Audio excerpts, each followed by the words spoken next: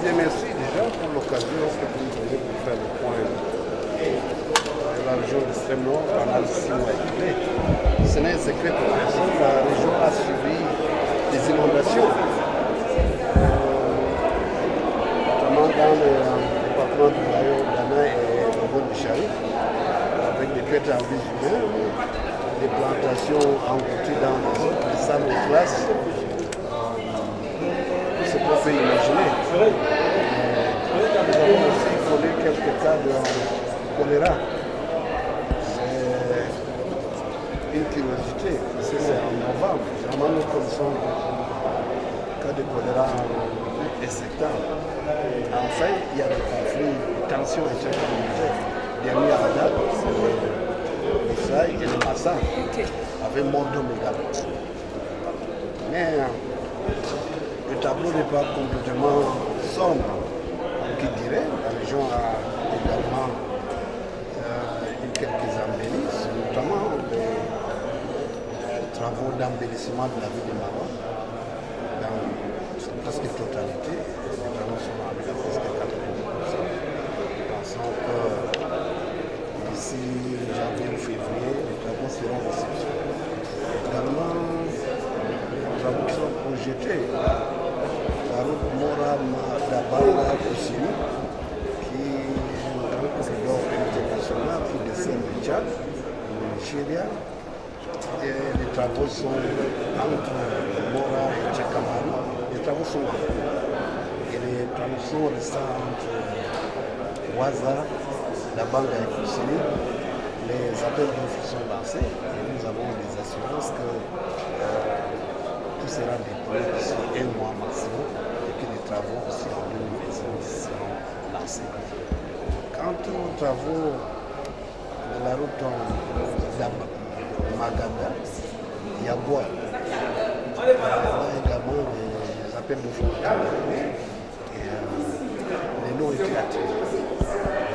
Les entreprises se mobilisent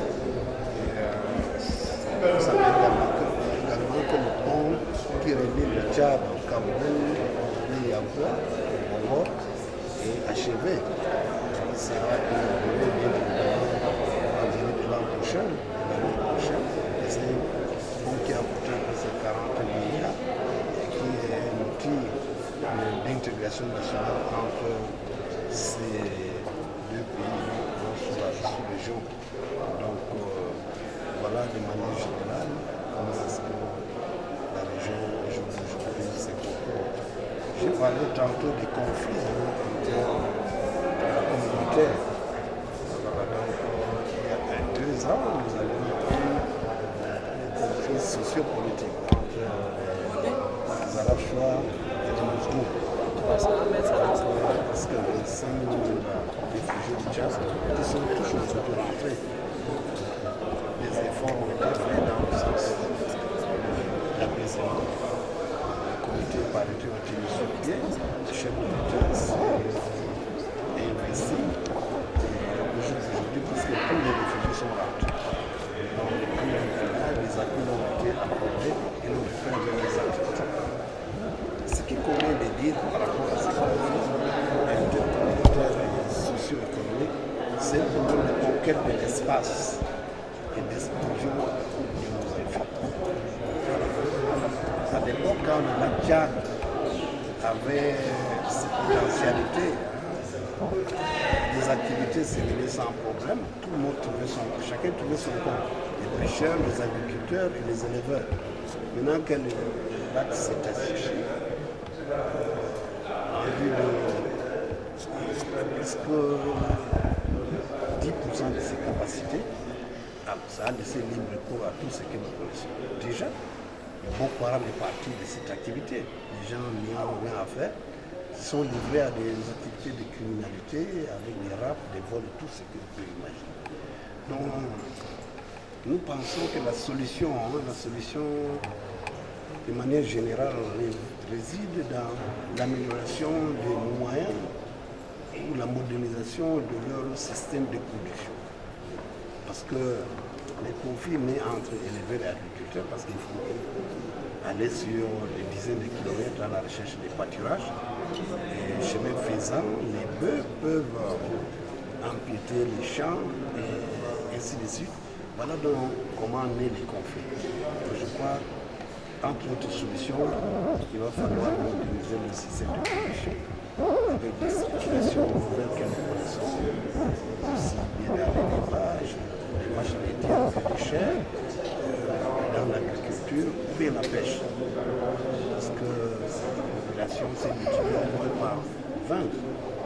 Donc, tous ces bouches, éviter les rapes, la soustraction des choses qui est également source de problèmes, il va falloir moderniser. Et à ce niveau, les efforts sont déjà engagés.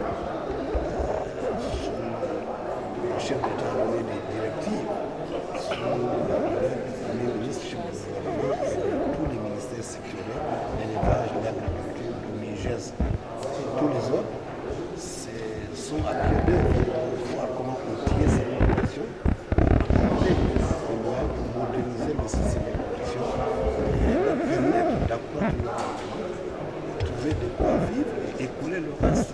Nous avons des débouchés, nous avons des grands voisins qui comptent sur nous, le Tchad, le Nigeria et les autres. Donc, nous sommes à pied d'œuvre, nous avons suffisamment de terres, nous avons du soleil et nous avons des lots qu'on peut capter. C'est les éléments essentiels de l'agriculture.